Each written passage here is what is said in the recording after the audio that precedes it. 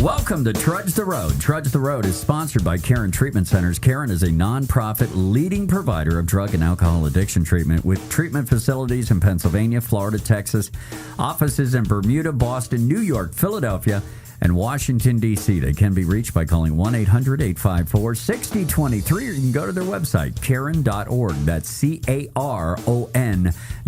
We're your hosts. I'm Rich, a recovered drug addict. My name is Jerry, and I am a sober alcoholic. Let's start the show, Jerry, by you letting everyone know why we do this show. Rich, Trudge the Road is a radio program dedicated to folks like us who suffer from the disease of addiction to drugs and to alcohol, and to every bit as important, family members and friends who suffer tremendously. We know you do. And we know you have a lot of questions, and our goal here is to answer as many of those questions as we possibly can, and with the grace of the good Lord above, provide a solution to this incredible dilemma, the disease of addiction. All right, a couple of programming notes. Matt, the producer. Very simple. Just visit our website, trudgetheroadradio.com. There you can link to our YouTube page to catch prior episodes of the show. You can also like our Facebook page, which we would like that you would like our Facebook page, or you can follow us at Twitter, at TTR Show, and you can also link to our other website, recoveryforlifechannel.com, to get a copy of Jerry and the 12 Steps. You got it, buddy. That's Yes. right. That is a 12-step how-to done by you. Yeah, man. It's just a guide, to open up the door to the 12 steps of recovery, just based on my personal experience, and kind of making it, simple and explainable, because as we all know, I ain't no rocket scientist. Listen, we've got a couple of great interviews coming up in just a little bit. Say. We're going to talk to Greg here in the next segment, and then following, we're going to talk to Mike Netherton. Mm-hmm. And Mike is the CEO and president of Northbound Treatment Services in Newport Beach, California.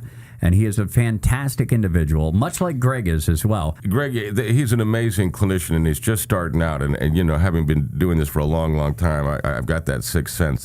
This kid is going to be doing some amazing things. As the whole staff at Northbound and all the people, I'm just trying to think off the top of my head. Emily, there was John Whitehouse, Danielle, Julian. Julian, if you're listening to this right now, Julian, I want you to know this, son, you are a miracle. You are literally a miracle. Please keep doing what you're doing one day at a time. You're going to be good, and you're going to help so many other people. Greg Yancer, who we're going to talk to in a few minutes. Ryan, of course, Mike. The list goes on Pam. and on. Pam, immediate connectedness, and that's what we've been saying from the beginning. That's a whole deal here. Get connected. And the adventure we had getting there was just unbelievable, literally. And as soon as we walked through the doors of Northbound, immediately, the second we walked, connected. It was just an amazing, amazing experience. And it's all about the people and the people who are at this treatment center. And it is a very, very special place. It's amazing. One other name that I wanted to throw out there, and I'm not sure if you did, Emily. I did, Emily. Did you? Oric, yes. Okay, I just want to make sure that her name's in there, because she helped me facilitate this entire thing. Yeah, and, yeah. But, you talk about the adventure getting out there, and it was... What is the word we're going to do today? Unbelievable. Patience. Patience. Yeah. Patience. I don't even know really if we should, because if we tell everybody what happened, nobody is going to believe it. I can't believe it, and I lived it. The most amazing experience really of my life. Oh, my God. Well, we're going to tell it anyways. Oh, God. Yeah, so it starts out 90 days out. We know that we're going to Northbound Treatment Services in Newport Beach, California. And there's a lot of planning, there's a lot of emails, there's a lot of anticipation amongst the three of us as we are heading out on an adventure, which is on the other side of the country. So we got our flights, and we fly out of Harrisburg International Airport in Pennsylvania. It was the easiest for all to kind of congregate there from where we live. Yeah, and it was also the least expensive. So That's okay. anyways, That I thought I'd cheap. throw that out Cheap. there. That word popped up a lot. We got to quit using that one. So Man. we have a flight booked for 7:25 in the evening, and that way we can catch a connecting flight out of Dulles Airport in Washington all the way to Los Angeles. We could get to Los Angeles by 12:30 in the evening, get our rental car, get into our hotel, and still be able to manage 6 hours sleep before we set up for these interviews the next day. Mm-hmm. That's how the plan went. Yeah, it was all planned out. That's how the plan was. But And you know how alcoholics and drug addicts like change. Yeah, not at all. So, hey, and really, let me just say this up front right now. That Matt, our producer over here, Slappy, is not an addicted person. And you and I both are, even though we have long-term recovery. Who went completely and totally out of their minds? You and me. Yeah. You did. You stayed sane the whole time, bro. You saved us. Man. Oh, God, it was unbelievable. Because one of us was going to kill something. Well, that's because he was intoxicated and we weren't. No. I'm kidding. I'll tell you, it was how bad it was. Is how bad it was. Is that we're finally, when we get that thing in the air, when we're in the air, and I tell you, I'm asking the flight attendant just what are the fines for disabling the smoke detector in the lavatory? Because if it's only like $200 and a slap on the wrist, I am smoking. Holy moly! Not to mention the guy next to me. This sounds like I'm taking his inventory because I am. He smelled like potatoes, dude. I mean, French fries. I'm not making it. He smelled like he'd been at the Dairy Queen doing the fry later for 8 or 9 hours beforehand. It was a nightmare. I'm sorry. Well, the guy next to me was farting. So there you go. Well, there you go. It was a great flight. So we get there to the airport, plenty of time to spare. We're all set. We get our luggage checked in, and our flight, as I mentioned, is supposed to leave at 7:20. Well, right around 7 o'clock, 20 minutes before the flight's about to leave, we get the stewardess comes out, or the lady behind the counter there, the boarding area, and she says, "The check engine light's gone off in the plane. We have a small repair. It shouldn't be a problem, but our flight's going to be delayed about 15 minutes or so. We're just going to. It's a quick fix, I believe she used those words. Round up Rudy the mechanic. He's going to whip it back into shape in no time at all. Yeah, well, right around 7:30, she comes back out and says, "Well, it looks like there's a bigger problem, so we should still get out of here. We'll be leaving at 8:26." Well, I'm thinking our plane doesn't leave. We got plenty of time. We could do this. Let's just cut to the chase. We get to Los Angeles 2 days later. That's the bottom line. I mean, we could go through the whole thing, but I mean, that's what it was. 36 hours, no sleep, complete and total stress. Unbelievable. Unbelievable. Well, I will say this. I was getting extremely angry. You were just freaking out. Maybe we should cancel the whole thing.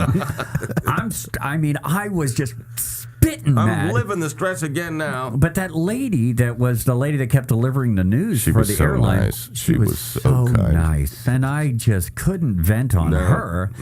So I called my wife. She got it, didn't she? I said, she goes, just calm down, honey. There's nothing you can do about it. I know that's the problem. I can't do anything. That's it. It's a lack of control. Alcoholics and drug addicts in recovery or not, you take away all of our control, we seem to get a little bit cranky. Well, as you mentioned, we ended up getting to D.C. and then we had missed our flight. There was nobody in the airport, and we ended up getting a hotel voucher, supposedly, and it turned out to be one. They stuff all three of us in a tiny room with a rollaway bed. We get 2 hours late. We finally get on a plane at 7:45 in the morning, and we head to California, 6-hour flight, and we get there, and we're like, we're in California. Things are going to start turning around for us now. Yes, no, they're not. We end up getting on the bus to the rental car place and find out that the rental car is going to be another 2 hours. Well, by now, all our interviews have been pushed back. We've rearranged everybody's schedule for us. Yes. And the pressure's mounting. I walk into this rental car place. They don't have enough cars out there. There's a 2-hour wait. It's like Disneyland on a summer day as far as the turnstile goes. Except everybody's very angry. But we end up meeting an angel. Let me tell you how that happened. Now, it's a slap. The Matt walks out of this, and I can tell by the look on his face, this is not going to happen. Yeah. Well, Matt walked out because I didn't want to face you. I will throw this in. The whole time Matt kept saying, "Hey, I was on Yelp, and this place 133 reviews, all of them bad. It says this is not a good place to rent a car from." It's not like we didn't know by the time we got there. Oh, yeah, I have faith. You do, sure. We're riding the spirit of positivity, man. We're going to make it. So anyways. Here's miracle. I mean, it's that simple prayer, and I'm telling you, it's that connectedness we've got. It's that connectedness. And I looked at him, and I knew we were dead, and I said, "Please, God, help." That's the exact prayer. And I turned, I looked, and there is a minivan, a yellow cab minivan. Meet Razzo, and who in this room is going to deny that he was not an angel? I mean, seriously. I walk up to him and say, "What's it going to take to get us to Newport Beach?" And he yacked out a figure, and we grabbed all of our stuff and we threw it into this van, and he starts tearing down to Newport Beach. It was about a 45-minute ride. and in that time period sets us up with a rental car at the hotel for when we get there. Found an In-N-Out burger for us. That was very important. Tip of the hat to the Big yes. Lebowski. All right.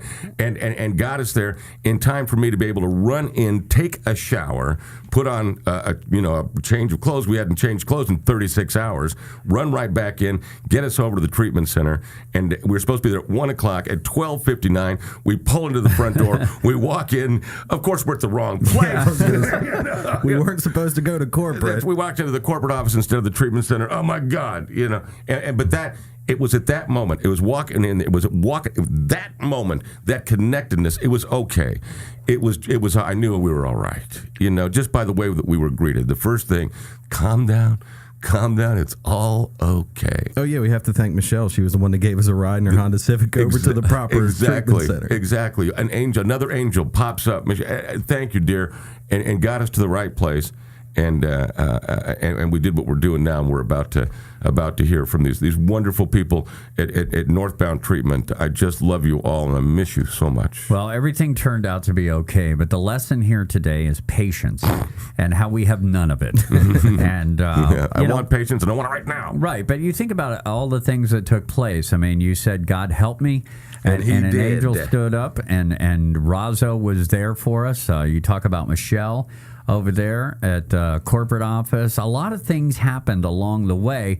There were signs that we couldn't see through our anger and our stress that was going on. I mean, they were there. Our selfishness and self-centeredness, possibly. Yeah, well, maybe a little. They were there, but it was hard to acknowledge they were there. I mean, you could see them, but you couldn't feel them until now. In retrospect, you go, "Oh my God, that happened, and that happened, and that happened, and why was I not appreciating that?" But I was so focused on this bad stuff that was happening that I couldn't really just put my finger or embrace Razzo or Michelle or the people that eventually got us a rental car.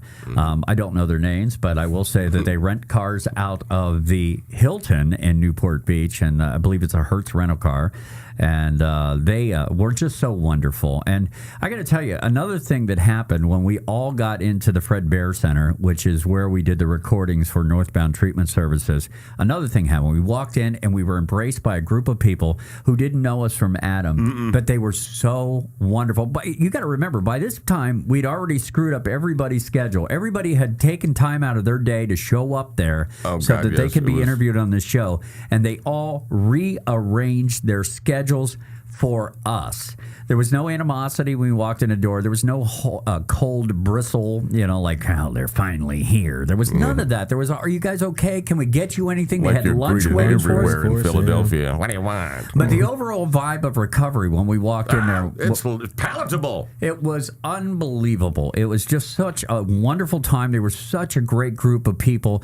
We ended up getting the interviews done that day, and we went back to our hotel and we relaxed. And we went out. Good. We had Benihana. We had sushi and Benihana that night, and we had a celebration. Matt told them it was his birthday, even though it wasn't. I wanted free ice cream. Because he's not an alcoholic, they can still lie. We can't do that. It's okay, dude. Don't worry, we got your back. The interviews that we ended up getting done you're going to hear over the next couple of weeks, and we have a couple of great ones coming up as well. I will say on the second day that you, Jerry, got up and you facilitated a 12-step men's core meeting, which is basically first phase people that had come in, and they at first weren't sure quite how to take you, and Matt and I have kind of a running joke about your crazy eyes.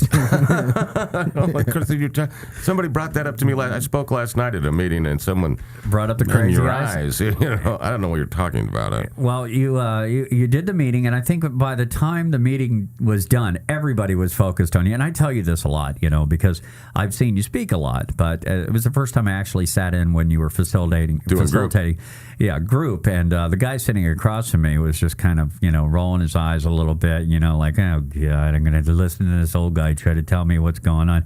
By the end of that group, he was lasered into you. I can connect, nodding his head, just oh my goodness. And then of course later, it's because I understand their pain. That's why. Well, absolutely you do. And one of your phrases is "the nightmare is over," and you guys made it over. You crested the hill. You found yourself in Northbound Treatment Services. Such a great place. It is such a wonderful place. And those kids were just absolutely magnificent. Because then after that, I had the opportunity to take them to hell and show them around and get them out. And hopefully never go back again. And that was an amazing experience for me, and I hope they got something out of it. Well, I'm sure they did, and that by saying that, Jerry, means that he spoke for an hour, and he told his experience, strength, and hope, and everybody again focused completely on what was going on up there. And I got to tell you, it's hard not to focus when Jerry's speaking, because he will point you out in the middle of making a point, and I mean, he will literally walk up on you, and his eyes come bulging out of his head.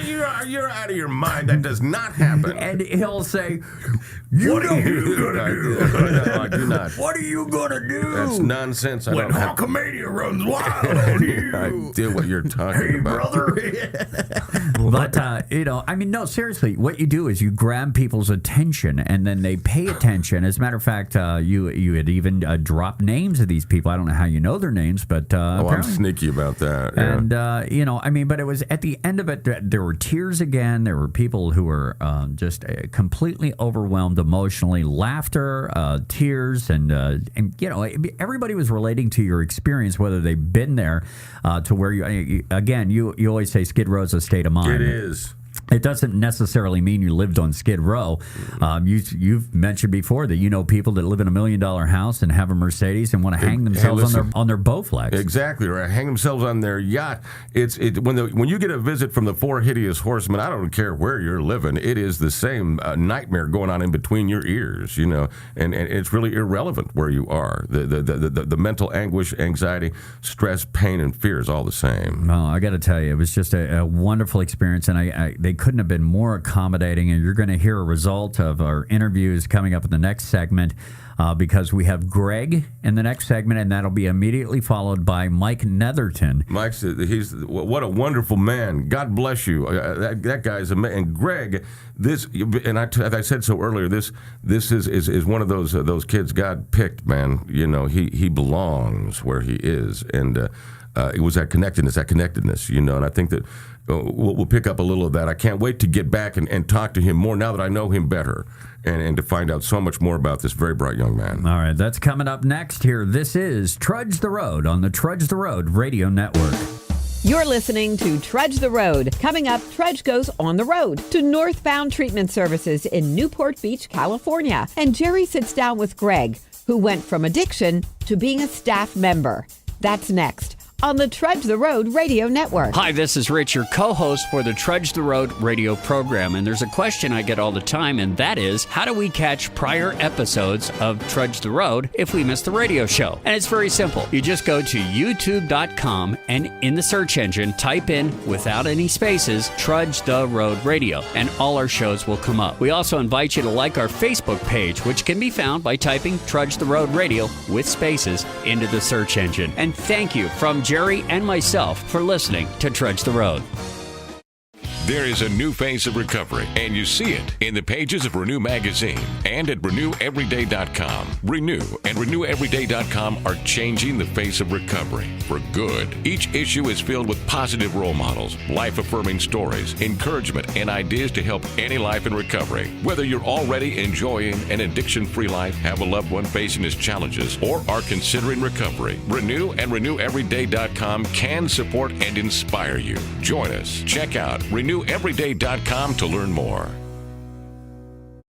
At Northbound Treatment Services in Newport Beach, California, we believe that treatment is the beginning of a new way of life. Our brand signifies our own commitment to help our clients find new direction and strength on their road to recovery. Our mission is simple: to assist our clients in successfully celebrating 1 year of continuous sobriety. This mission is achieved through unique treatment models, individualized treatment plans, graduated phase systems, and exceptional staff, 12-step philosophies, and a strong alumni program. The Northbound Experience focuses on effectively delivering innovative treatment. We are located in the beautiful and vibrant recovering community of Orange County, California. The Northbound Experience takes our clients beyond treatment. We are Northbound.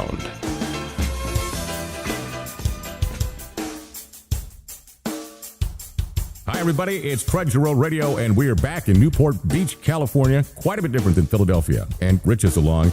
And Mike Netherton, thank you so very much for having us down.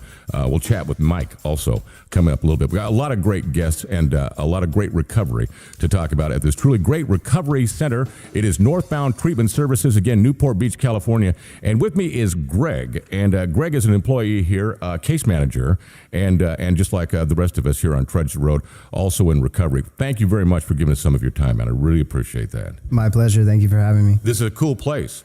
We like it here a lot. As a matter of fact, I don't think we're going to leave. It took so much to get here. It's just absolutely beautiful. And this is a beautiful treatment center. And you've been very gracious to us. And thank you so very much for having us. We do appreciate that. Absolutely. Just to get to know a little bit about you. And, on Trudge Road, what we talk about is alcoholism and addiction to drugs. And, of course, nothing that you're not unfamiliar with. Just to give us a background, a little bit about who you are and what got you here first. And then, of course, we'll bridge that and find out now why you work here. I started smoking and drinking in high school, about 15, 16 years old.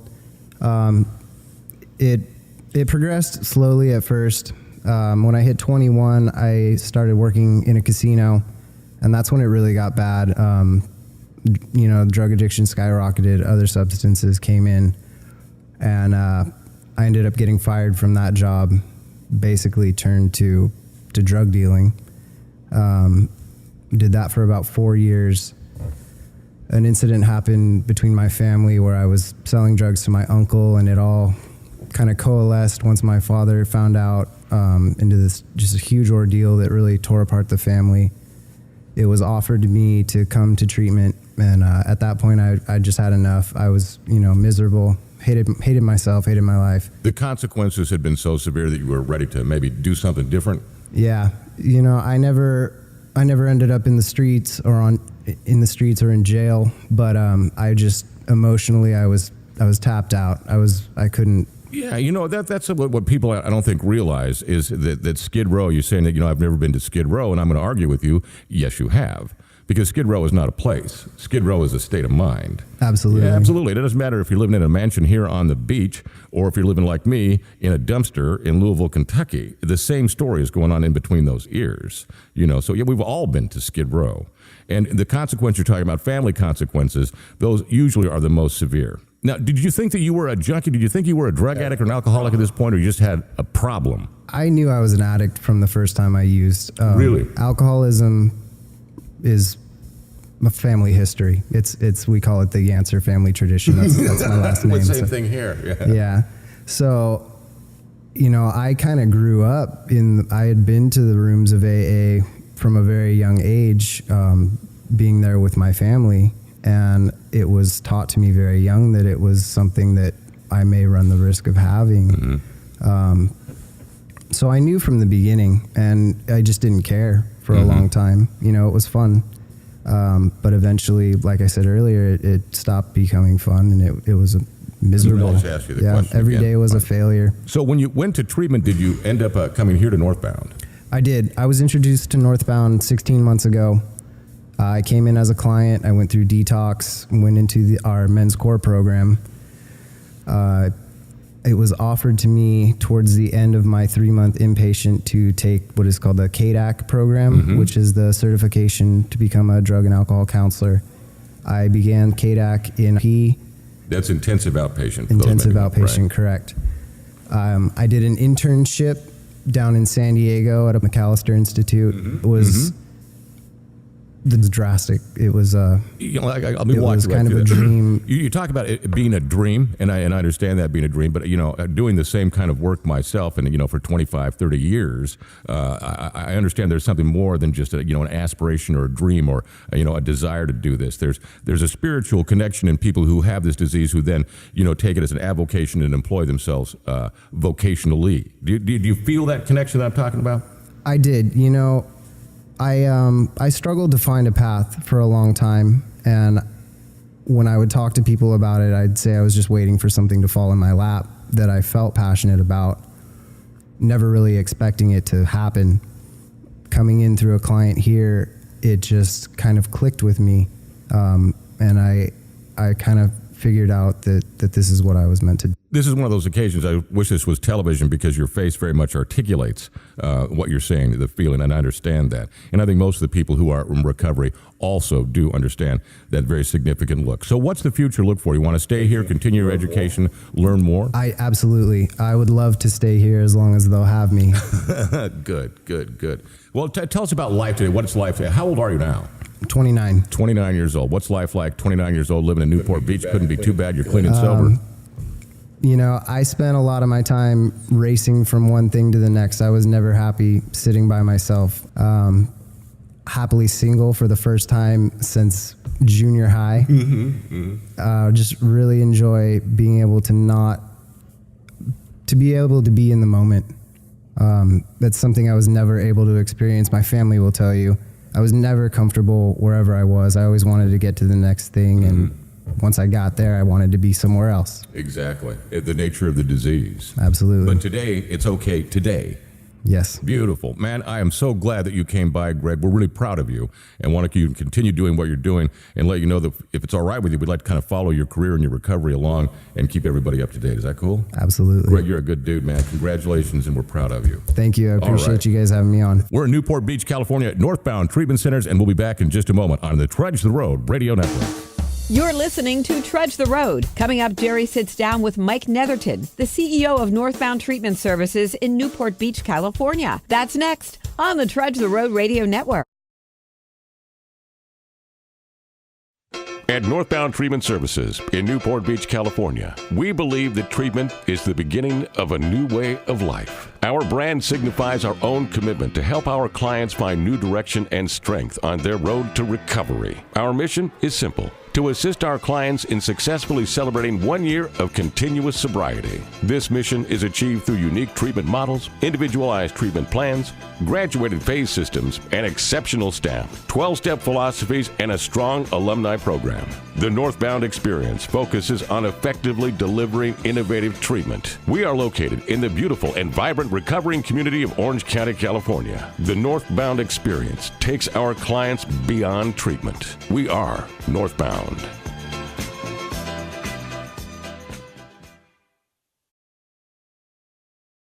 Hi, this is Rich, your co-host for the Trudge the Road radio program, and there's a question I get all the time, and that is, how do we catch prior episodes of Trudge the Road if we miss the radio show? And it's very simple. You just go to youtube.com and in the search engine, type in, without any spaces, Trudge the Road Radio, and all our shows will come up. We also invite you to like our Facebook page, which can be found by typing Trudge the Road Radio with spaces into the search engine. And thank you from Jerry and myself for listening to Trudge the Road.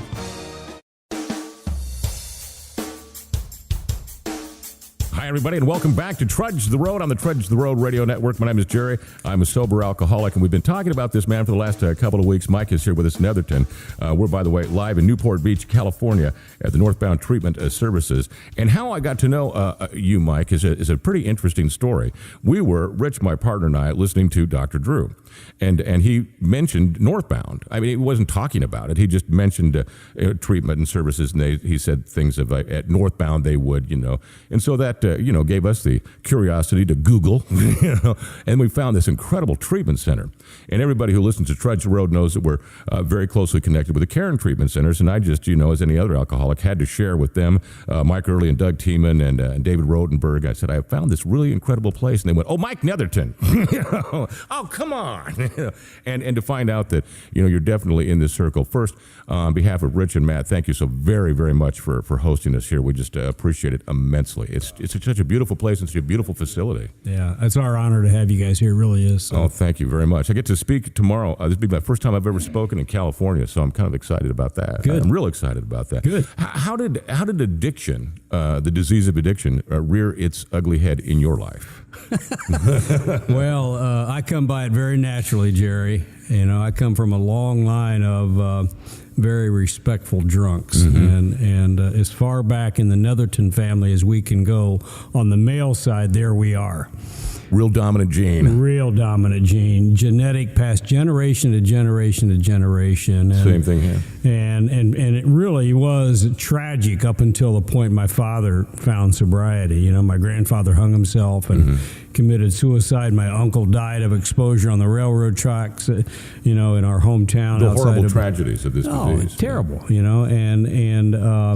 I've got two brothers who are, thank God, in the program of Alcoholics Anonymous today, and I really followed my father into the rooms of Alcoholics Anonymous. But I was one of those kids, I was just waiting to happen, and so when I picked up that first drink, and as the big book describes, I fell in love with the experience of being intoxicated, and absolutely changed the way I felt, and I was as described in the doctor's opinion in the book. I had that allergy and I had that obsession of the mind, and I was phenomenon of craving, and I was off to the races, buddy. So it was quick. It was quick, very obviously. Quick. In fact, my active alcoholism only spans a period of time from about 16, maybe 15 to 16 to 26. Right. I found this gift as a young man, and I've been fortunate to have been sober more than half my life at this point in time. Oh, that's spectacular. But now the treatment, this wasn't your career choice, was it? No. In fact, the only thing I really ever wanted to do was be a cop. Really? I have a master's degree in criminology, and I loved law enforcement, but God had a different path for me, and as He does for so many. In fact, when I went to my first AA meeting, my first sponsor ran a little treatment center in a place called Xenia, Ohio, and that's where I'm from.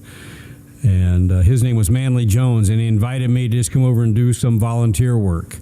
And I'm still here after 30 years later. I'm still here.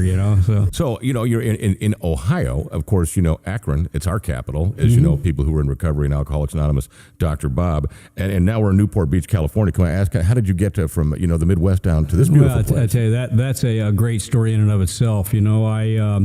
I served on the board of directors of our trade association, which now is the National Association of Addiction Treatment Providers. And right. Frankly, that's where I met Doug Tiemann. I met those guys and Mike Early when they were still at Hazelton, long before they got to Cairn Foundation. So your relationship goes way back. I didn't know it was that 25 years. Oh, okay. I knew it was long. I didn't know it was that long. And I have loved those guys from the moment I met them. And those They're guys beautiful. remain my closest friends, And this industry is very small, It's networked. It's very relational. And when I first met you, last year at Cairn, we were all there supporting Doug and the organization, and as it should be. But when I was serving on this board of directors of our trade association, I actually served with a guy by the name of John Schwartzlos, and John Schwartzlos was the president of the Betty Ford Center. Okay. And I had a wonderful 21-year career at the Betty Ford Center, and I went to the Betty Ford Center from Good Samaritan Hospital in Dayton. But you always know when it's time to go. So back in the spring of 2010, I resigned my position, and I was actually the president at that point, and got a call from a young man by the name of Paul Alexander, who was one of the two co-founders of Northbound. And this story becomes even more important in my life because this is...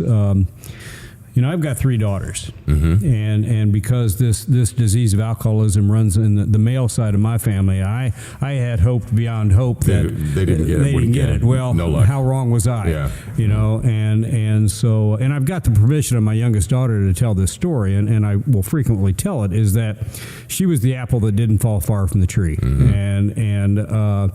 picked up on a serious DUI when she was in college, and lo and behold, we intervened and sent her to Karen. Mm-hmm.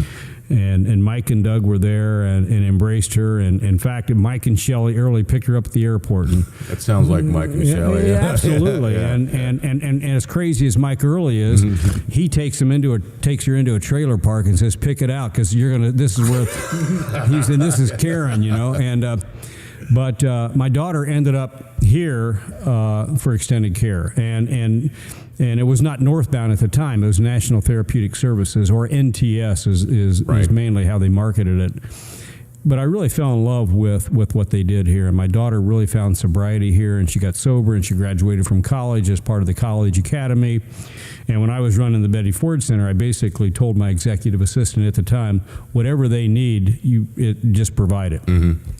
Not knowing at some point in time I'd be over here as the president and the CEO, and so I've been here now 3.5 years, and I've had 3 jobs in 34 years in this industry. That's amazing. And I've never felt as passionate or as committed about anything in my life professionally as I do here. Well, it's just, and not to sound like I'm kissing up, but the reputation that you've gained in the last 3 years across the United States is pretty magnificent. Yeah. You've got some great people here. Well, and that's it. It's never been about bricks and mortar. It's about people. But it really, here at Northbound, it's about the culture. And when I came here and partnered up with Paul, and I really said, Paul, I've got a couple non-negotiables. And one of those is I will never, ever work in an organization that's not healthy from the top down. And I said, now, if you want to, link up with that and hear what I've got to say, he didn't have a clue what I meant by that. And he'll tell you that. But and we really, started this thing called transformational leadership and organizational health, and lo and behold, now we have really evolved into a phenomenal organization because we really embrace that whole thing. But I got to tell you, it's nothing more than what we learned in the program. Because organizational health, I contend that. Jerry, that I have no right to ask a staff member or a client or a patient to do anything that I am not myself prepared to do. And I've got to walk like I talk. Right. That explains the success, I think. I really do believe that's synonymous with the success in this industry anyway. Well, and it really is like described in the 12 and 12, the spiritual always precedes the material. And I told Paul we'll never be defined by our census. And if we do the right things at the right time for the right reasons, the financial success will follow. Right. But more importantly than that, we'll be able to attract good quality people. Julian is one of those people. Greg is one of those people. The people you'll meet, during the time that you're going to be with us here at Northbound. We're already amazed from everybody who's greeted us at the door to the clients and your staff. They're just phenomenal. Yeah, and it is. It's that what we talk about, the Northbound experience. Let me ask you this, taking away a little bit from what we're doing here, and just talking about the disease in itself, giving you this example. In Philadelphia, a horrendous heroin problem, epidemic. And just to give you an example, just a decade ago, just 10 years ago, every Sunday morning, Rich and I go to Detox, downtown Philly. And there was, I would say, the average age at the time, 10 years ago, was late 20s to early 50-year-old males. It's gender specific for alcohol. Just 10 years ago. And now, today, it's 17, 18, 19-year-old boys, and they're all addicted to heroin. Yeah, absolutely. That's our experience here. I got to tell you, the day of the pure alcoholic is over. I would love to meet somebody like me. Who's just an alcoholic. Yeah, exactly. But we don't see them here. Our sweet spot is that young adult population, 18 to 32, but our average age is about 26. Primary drug of choice today is heroin, opiates. And the other thing we're really battling is this whole synthetic drug culture. It's just tragic to what's happening, and it's monumental. And let me just tell you, like all bath the time. salts and spice, things of this nature. Go ahead. Yeah, and Mandy Nebo, who if you've not met, you will, and she's brilliant. She's our clinical director and a forensic psychologist, but she has created this lecture called "What We're Up Against," and it's all about the synthetic drug culture. And True story. I'm looking at our American Express charges, and I see this charge at one of the head shops like for $400 or $500. That had to catch your eye. Mandy's card. On what the hell is this? But she had gone down there and she had purchased what she could because she realized she had to really learn about this in order to educate her team. Because nobody knew. None of us knew. And many of us don't know. Right. Mandy has emerged as a real expert about this. In fact, when we were back at Karen, Mandy and I and Dave Gates, who's the director of our admissions, we were back there and talking to the clinical team and the medical team, and Mandy's going to go back and actually do this lecture for I'd love to hear it. Yeah. It's phenomenal, but it's but you're right, that heroin is an epidemic, and we're seeing it all the time here. And the consequences are just absolutely, well, I won't get into that right now, because this is part of being in the solution, and this place is definitely leading the list in that. And we're really proud of you and incredibly grateful for having you here. You wanted to be a cop. I'll have to tell you this real quick. My son-in-law is a North Carolina State policeman. And I have a granddaughter, Mia, who is 4, and she's going to go to first grade in 2 years. And I'm going to be very anxious for that day when Show and Tell shows up, so she can bring her daddy, the narc, and her granddaddy, the dope fiend. Yeah, exactly. Get an A that day, aren't you?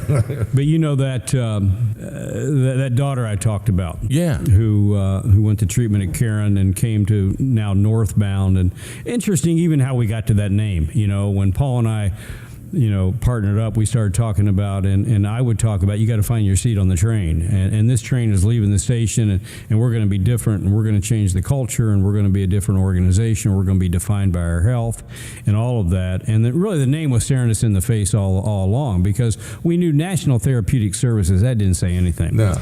And it didn't mean anything. It was really the name inherited by the corporation when Paul acquired it. But and so the name was staring us in the face, and it's kind of like that old analogy, when the pupil is ready, the teacher appears. Exactly. But, a rebranding is always about changing the culture. It's never about a name. It's easy to affix a name to something. So, but, my daughter now is sober 5 years, and I had one of the greatest gifts. And, everything I've got in my life that makes any sense and has any value is because I'm sober,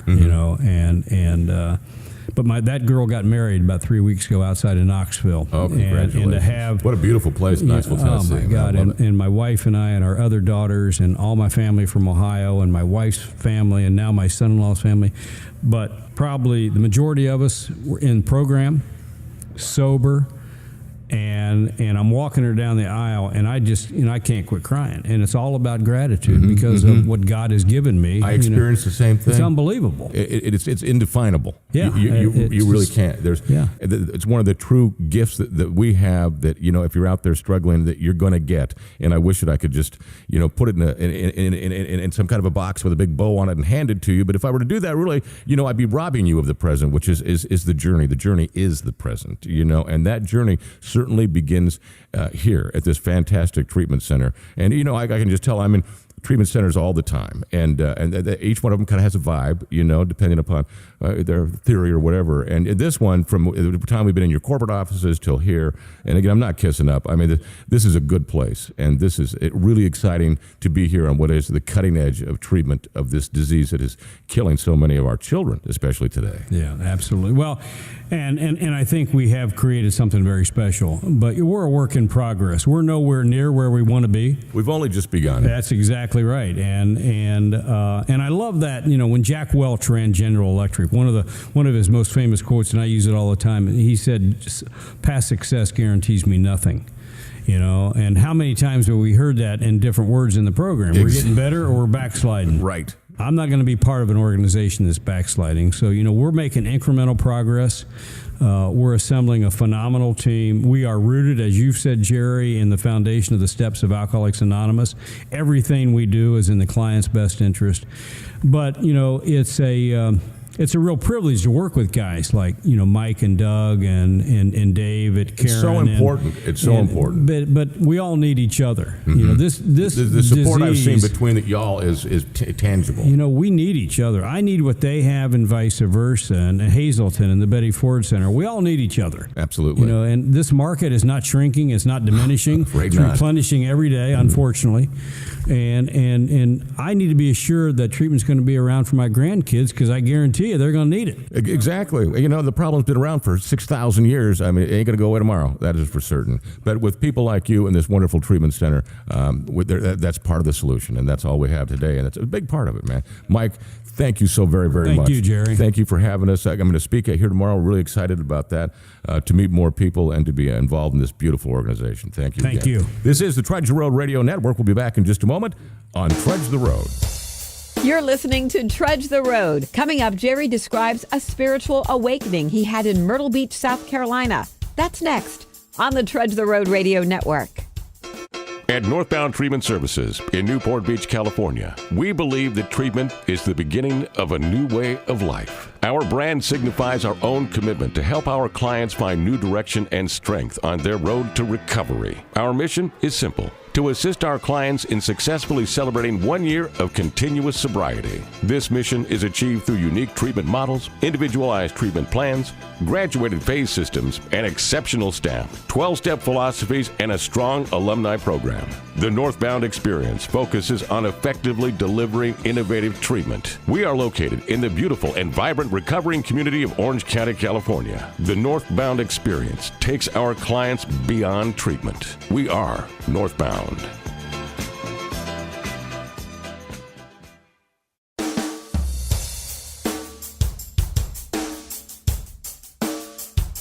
Welcome back to Trudge the Road, sponsored by Caron Treatment Centers. Caron's a nonprofit leading provider of drug and alcohol addiction treatment with treatment facilities in Pennsylvania, Florida, Texas, offices in Bermuda, Boston, New York, Philadelphia, and Washington, D.C. They can be reached by calling 1-800-854-6023 and go to their website, caron.org. That's CARON.org. We're your hosts. I'm Rich, a recovered drug addict. My name is Jerry, and I'm a sober alcoholic. And Jerry, we have got done talking to Mike Netherton. You did a great interview with him, and Greg before that as well. Absolutely, and thank you to Karen. You know, as Mike and I talked about the fact that was the connection, you know, that we made to be able to hook up with Northbound, and what a miracle that has been for us. Yeah, it's been truly, truly wonderful. And again, they are just such a fantastic treatment facility. Now, Newport Beach is pretty nice too, isn't it? Yeah, it wasn't bad. It's all nicer in Philly. I think we asked what the average temperature there was, and it was 75. 75 year round. It gets hot in September, though. It's like up in the 90s. Oh, well, I can deal with that. No problem. And Steve told us that. Steve was our driver and took us around to Orange House and Virginia House and Walnut House. Yeah, they're great places, man. Great places. And I remember him saying, "Why don't you all come back?" And I said, "Well, why don't we just stay?" No, why not? Yeah, it truly was beautiful. But since that time, and this, remember, this is only a week ago since we got back that we're recording this show. You've had a spiritual awakening that you would like to share with everyone. No, you know, I don't. It's I suppose it would be. It was just, you know, we had so much time, you know, sitting on airplanes, and you know, the alcoholic mind, it just will not shut off, and I just, you know, was just trying to be really grateful for this incredible experience that we'd just been through at Northbound, and related to God as I choose to understand Him, and that's changing for me a great deal. I've been sober for 25 years, and what I've come to the conclusion is that I just cannot intellectualize God. I don't think anyone can, but again, I'm just speaking for myself. I think, though, that you can absolutely positively experience God with all of your senses. Experience. I mean, you know, smell, touch, feel. I'm going to give you an example. Okay, because I was going to say, explain this. All right. And this happened this summer, and I was in Myrtle Beach, South Carolina. I was there. I had my daughter, my son-in-law, and my granddaughter, and I went to, there's a meeting there, an AA meeting every morning at 7 o'clock at the Alamo Club over on 67th Avenue, and I never miss it. And you know, if it's a summertime and you're at an AA meeting at 7 o'clock in the morning on your vacation, you are there to celebrate your recovery. I know that for a fact. That's why I never miss that meeting. But anyway, I get up early and I go down to the beach to watch the sunrise. And it was unbelievable. As the sun came up, the colors that I saw, the purple, the orange, you know, colors man has never, ever created. And then the sun coming up and boom, there is the Atlantic in that that sun shining right across it, and it was just as if God said, "Morning, Jer. What do you think of that, man? What do you think of that?" I was just overwhelmed by this beauty, you know. And then I left and I went over to the clubhouse, the AA clubhouse. I got there 5 minutes before 7 o'clock, and I walked in the door, and what did I hear? Laughter. Everybody was laughing and just having a wonderful time, you know. And I went to this meeting, and it was all about, you know, kind of how we can laugh at the tragedies in our life, you know, that it's just amazing, one of the great gifts that we get. And that's what this was all about. And when I left that meeting, my side hurt. I had laughed so hard. And it's only 8 o'clock in the morning, and I drove through sleepy little Myrtle Beach, and I got back to this condominium that my sponsor owns, this beautiful condominium he's letting us use. And I walk up, and I open the door, and the door gets open maybe 2 inches, and I hear my 4-year-old granddaughter say, "Granddaddy's back! Granddaddy's back!" You know, and I walk in, and she runs up, and she grabs a hold of my leg, and she won't let go. And that's it. There, I have just met, I've experienced everything. You know, as I saw that sunrise, that beautiful color, all of that magnificence just for me, I saw him. That was him. And I went to this meeting with people who were just like me, and I heard him. I heard him in the laughter. I heard God, you know. And then I go home, and I walk into this beautiful condominium that was a gift, and this wonderful, beautiful little 4-year-old child just jumps on me, and I put my hand on her, and I am touching God. You see, I'm experiencing God right here in front of me. I can't intellectualize it. There he is right there. And that's the end of the story. Oh, well, that's a very nice story. And you didn't give me the crazy eyes there for a second. He didn't point either. Yeah, he didn't point. Do you understand? Oh, man, you guys are freaking me out over that. I didn't. No, you shouldn't. You shouldn't be freaked out. Let me say that. I have to say this. It was so funny. One of the clinicians, while I'm speaking, a lot of these young people, if any of them are listening, I love you, love you, love you, love you. In those first 30 days of recovery, your body can be doing some kind of funky things, you know. And several of them got up and, you know, had to go to the bathroom and things of that nature. Does not bother me in the least bit, you know. And they came and apologized. And I said, listen, you know, I have been in my first 30 days of recovery like 500 times, you know. I know what it's like to drink half a Pepsi and then have to whiz like you haven't since Christmas, you know. And I know what those post-opiate, you know, the detox shuffle is, where you've been off the opiates for a couple of weeks and everything's fine, and then all of a sudden your body goes, we got to move, you know. And I understand that. I understand their pain, you know. There was no reason to apologize. I just wanted them to be comfortable. I want everybody to be comfortable. Well, you know, this reminds me a little bit of the story that you told us after we had been at Northbound Treatment Services about how you came to believe there was a power higher than yourself. And saving that for YouTube. Yeah, that's a true story. Well, I can't bring it up without you at least giving us an outline of what happened. Well, I will tell you this. I have a friend who is a rabbi. He's not an alcoholic, and he was a teacher of mine, and has become a spiritual advisor over the years.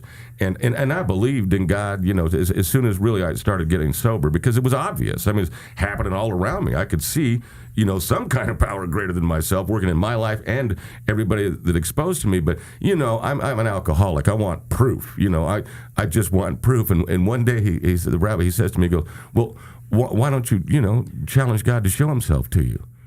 And I said, well, isn't that, you know, kind of blasphemous? You know? And he goes, what haven't you asked God for? You've asked him for the money of the girl. You've asked him, get me out of this. You've asked him for everything. Why not ask him to show himself, you know?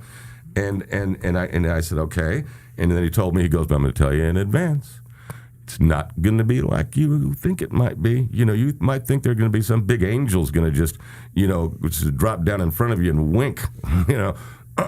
Not going to be the case. And I will tell you, it was anything but that incident that happened that made me absolutely positively, without question, know that there is a God. And it took place. I'll just say about this, because Matt does want to do a special thing with you telling how you became to believe there was a power greater than yourself. But I will tell you this: it involves 2 dogs and a funeral. Yeah, it does. 2 dogs and a funeral. Mm-hmm. That's it. Just leave it at that. All right, we'll let you know more. And that is how you became absolutely, positively, 100% sure that there is a God, that He loves us, and that He's got one incredible sense of humor. Yeah. Well, you know. and I'm looking forward to that. And that's something Matt and you and I, we had spent quite a bit of time at a hotel. We never turned on the TV. We just kind of got together and chatted and talked about things that we can do for Trudge the Road. And again, thank you to Matt. The only one who stayed sane the whole time. God bless you, dude. I don't know how I did it. I don't with either. you two, but Well, he did almost get in 2 fights while we were out there, too. It's just a Philly thing. It's just a Philly thing. It really is. one guy on the plane. Okay, come on. Well, none of those were your fault, by the way. But,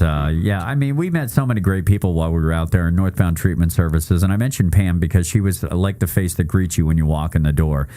She is the girl that is right behind the counter when you walk in. So obviously, that is the face of your business when you walk into a place. And she was fantastic. Second day, they ordered pizza for us, and we ended up sitting around and having pizza and just talking with Steve, the driver, that drove us around as well, who has a very strong connection to the Fred Bear Center as well. What a story, dude, man. Yeah, and, everybody had a great story. We talked about Julian. He's another guy that you're going to be hearing in the upcoming weeks. That kid is literally a miracle, man. That little dude was so sick, and he's so much better now. And the same thing with Danielle. Yes. Danielle, who's going to be coming up in the next couple of weeks, and we've got White House as well. That's another one. So over the next couple of weeks, we'll be hearing some of these great stories, much like we heard when David Rotenberg comes on from Karen, and he talks a lot about the new face of addiction, man. The new face of addiction, but we've had Frank in here, and you've introduced them. We have the girls that were on. Valerie and Christina. Valerie and Christina, which, by the way, that show is posted on YouTube if you'd like to check it out, youtube.com/Trudge the Road Radio. If you just type Trudge, it'll pop up. You'll see Trudge the Road Radio pop up in the search engine on YouTube. And that brings us to a wrap here with some of the final programming notes. And Matt, if you want to go ahead and let everybody know how they can find the show and all the ins and outs of that. It's very, very, very simple. TrudgeTheRoadRadio.com. That's our website. That's it. And you can find everything there that you need. You can like us on Facebook. You can follow us on Twitter at TTR Show.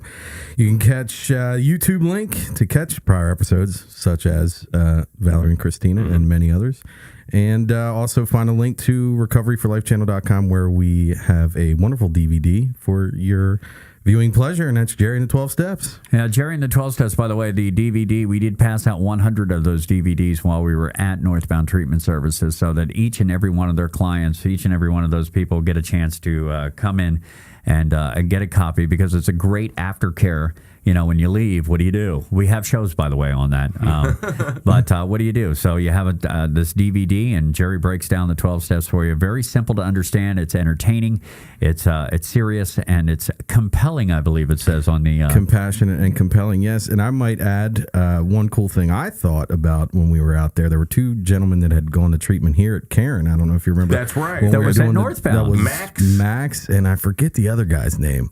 But they had actually seen Jerry and the 12 Steps here at Karen, and we sit down and him, Jerry, aren't you Jerry from Jerry and the 12 Steps? Man, that's hilarious. It's crazy. That was amazing. I forgot about that. It is reaching the youth, and people are. It is. They're using it clinically here at Karen, and I am so grateful for that. Yeah, well, we're going to be hopefully taking this Trudge the Road on the road more often. Yeah, right back to Newport Beach would be grand. There's a lot of recovery that's needed across the nation. So, yes, we will go back to Newport Beach, but we also need to go around the country and get the word out, and a chance for you to explain the 12 steps and get these DVDs in the hands of people, and get them on the air with us so we can talk to them and share their stories, so that people listening understand that there is hope out there, and hopefully, as you say, provide a solution to this horrible disease known as addiction. So thank you again for joining us this week. Trudge the Road is sponsored by Karen Treatment Centers. Karen's a nonprofit leading provider of drug and alcohol addiction treatment. Karen specializes in men's and women's services, as well as young adult males and females, plus a relapse program and outpatient services. If you're concerned about yourself or a loved one, call 1-800-854-6023, or you can go to their website, Karen.org. That's CARON.org. For Jerry and Matt, I'm Rich. This is Trudge the Road on the Trudge the Road Radio Network. You've been listening to Trudge the Road. If you'd like to catch prior episodes, you can visit our website, TrudgeTheRoadRadio.com, and keep listening for new episodes on this great radio station, which is part of the Trudge the Road Radio Network. Thank you for listening to Trudge the Road. The opinions expressed in the show are those of myself, Jerry, my co-host, Rich, and our guests, and not necessarily those of the Care and Treatment Centers. For more information regarding the show, go to our website, trudgetheroadradio.com.